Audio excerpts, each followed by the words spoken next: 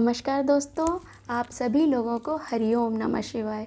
ईश्वर से यही कामना है कि आप सभी लोग स्वस्थ रहें, व्यस्त रहें और मस्त रहें। दोस्तों, जैसा कि आप सभी लोग जानते होंगे और नहीं भी जानते तो हम आपको बता देते हैं कि हमने भगवान शिव जी के द्वादश ज्योतिर्लिंग की जो सीरीज़ है उसकी शुरुआत की है और हमने अब तक भगवान सोमनाथ, श्री मल्लिकार्जुन ज्योतिर्लिंग और महाकालेश्वर और भगवान ओंकारेश्वर ज्योतिर्लिंग की कथाओं के बारे में अब तक हम आप लोगों को बता चुके हैं।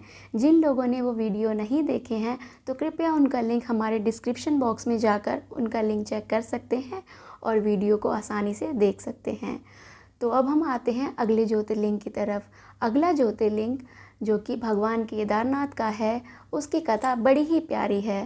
केदारनाथ ज्योतिर्लिंग है, उनकी ज्योतिर्लिंग से जुड़ी दो कहानियाँ बहुत ही प्रचलित हैं।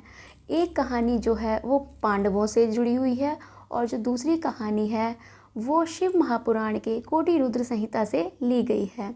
तो सबसे पहले जो हम कहानी बताएंगे आपको वो शिव महापुराण की कहानी बताएंगे जो कि कोटि रुद्र संहिता में वर्णित है।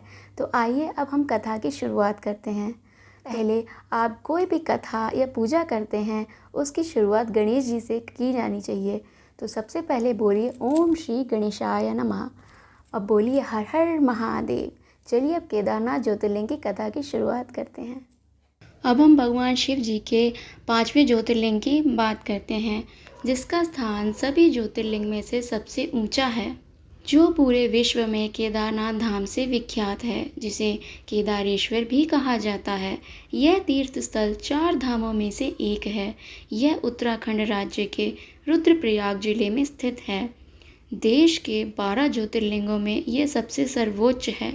उत्तराखंड में हिमालय पर्वत की गोद में केदारनाथ मंदिर 12 ज्योतिर्लिंग में सम्मिलित होने के साथ 4 धाम और पंच केदार में से भी एक है।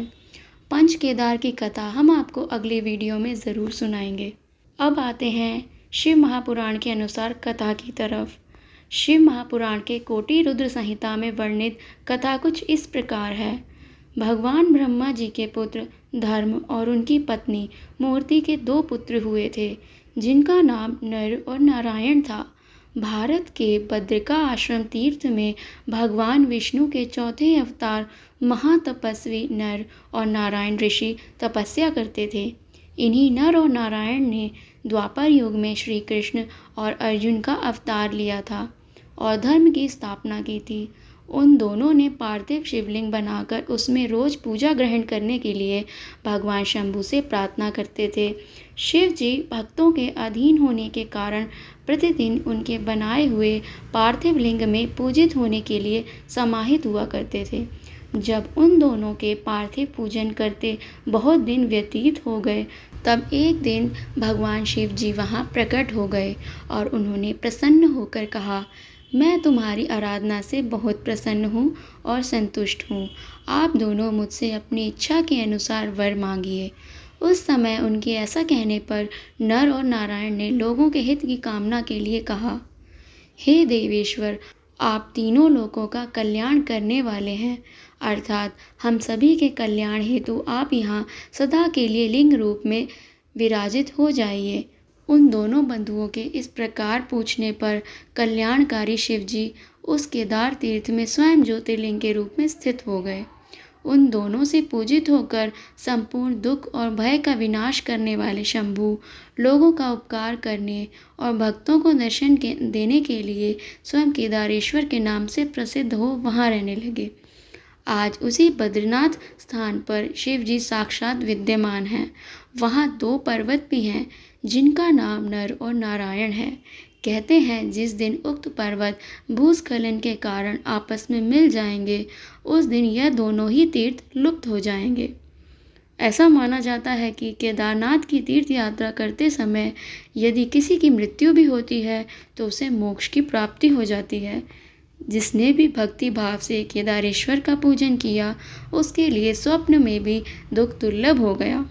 ऐसा कहा जाता है या आप सोच सकते हैं कि ऐसी मान्यता है कि यदि आप केवल बद्रीनाथ की यात्रा करते हैं और केदारनाथ के दर्शन किए बिना वापस आ जाते हैं तो आपकी यात्रा अधूरी रहती है।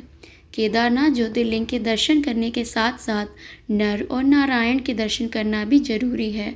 सतयुग में उपमन्यु ने यहाँ भगवान शिव जी की आराधना की थी। केदारनाथ की महत्ता का वर्णन करते हुए शिव महापुराण में कुछ इस प्रकार लिखा हुआ है। शिव पुराण के अनुसार मनुष्य जो केदारनाथ ज्योतिर्लिंग में भक्ति भावना रखता है और उनके दर्शन के लिए अपने स्थान से प्रस्थान करता है, किंतु रास्ते में ही उसकी मृत्यु हो जाती है, जिससे वह केदारेश्वर का दर्शन नहीं कर पाता, तो समझना चाहिए कि निश्चित ही उस मनुष्य की मुक्ति हो गई है। शिव पुराण के अनुसार केदार तीर्थ में पहुंचकर वहां केदारनाथ ज्योतिर्लिंग का पूजन कर जो मनुष्य वहां का जल पी लेता है, उसका पुनर्जन्म नहीं होता। इस प्रसिद्ध तीर्थ के बारे में कहा जाता है कि यहाँ आने वाले हर मनुष्य को स्वर्ग के समान अनुभूति होती है। तो ये थी हमारे केदारनाथ ज्योतिर्लिंग से जुड़ी नर और नारायण की कहानी।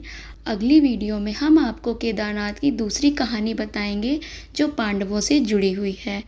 अगर आपको कथा और वीडियो दोनों पसंद आई हो तो लाइक और कमेंट ज़रूर कीजिए और शेयर भी ज़रूर कीजिए, ताकि ये वीडियो ज़्यादा से ज़्यादा लोगों तक पहुंच सके और इस कथा को ज़्यादा से ज़्यादा लोग सुन सकें। तो ये वीडियो को देखने के लिए आप सभी लोगों का धन्यवाद। हर हर महादेव और जय श्री राम।